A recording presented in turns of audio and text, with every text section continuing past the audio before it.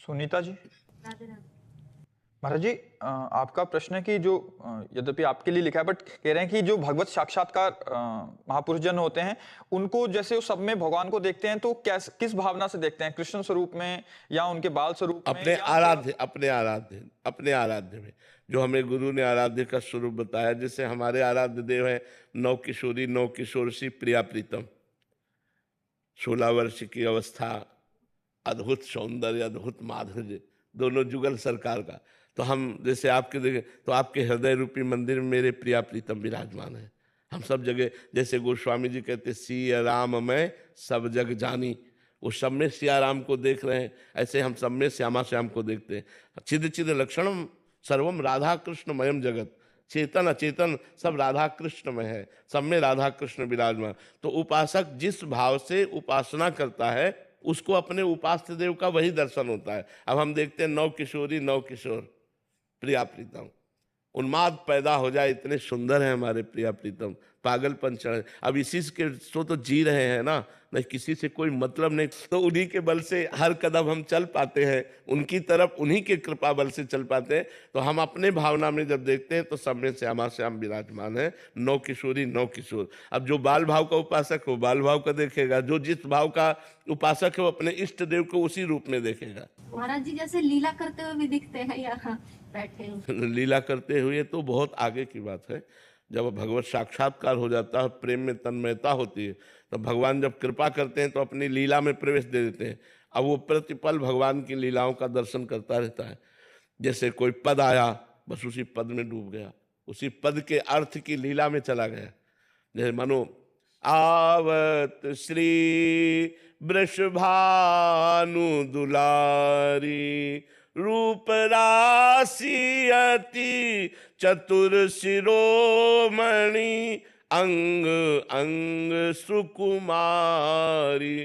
अब चल वृषभानुनंदिनी पधार रहे हैं, उसके ध्यान में श्री श्यामाजू पधार रहे हैं, अंग अंग से सुकुमारता टपक रही, रूप की रास है, चतुर शिरोमणि। वो पूरा झांकी देख रहा है, जो पद में लिखा हुआ है वही वो झांकी देख रहा है। वो सिद्ध पुरुष होता है, उसे लीला में प्रवेश माना जाता है। जो लीला में प्रवेश पा गया है वो ऐसे, वो एक एक क्षण भगवान की दिव्य रूप माधुरी, दिव्य कभी देख रहा है प्रिया प्रीतम की हंसी लीला, कभी जल विहार लीला, कभी झूला लीला, कभी बसंत लीला, कभी वर्षा ऋतु की लीला, वो अलग अलग लीलाओं के भगवान का रसास्वाद। अरे इसीलिए तो महान सुख है, भक्ति में कोई साधारण सुख है? सब संसार के सुखों का त्याग करके जो भगवान के मार्ग में चलता है वही तो उस रस को प्राप्त कर पाता है। महाराज जी, भाई जी और राधा बाबा के प्रसंग में आता है कि 18 घंटे समाधि लगा, तो वो उस लीला के अंदर उसी लीला में डूबे हुए, शरीर का कोई भान नहीं है। 18 घंटे। हाँ हाँ 18, हाँ बिल्कुल बिल्कुल उसी लीला में। बिहारी देव जी तो दतून करने के लिए बैठे, 3 दिन दतून ही करते रहे, 3 दिन दतून ही करते रहे। तब उन्होंने बिहारी जी को गोस्वामी परिकर को दे दिया कि अब हमसे सेवा नहीं होने वाली।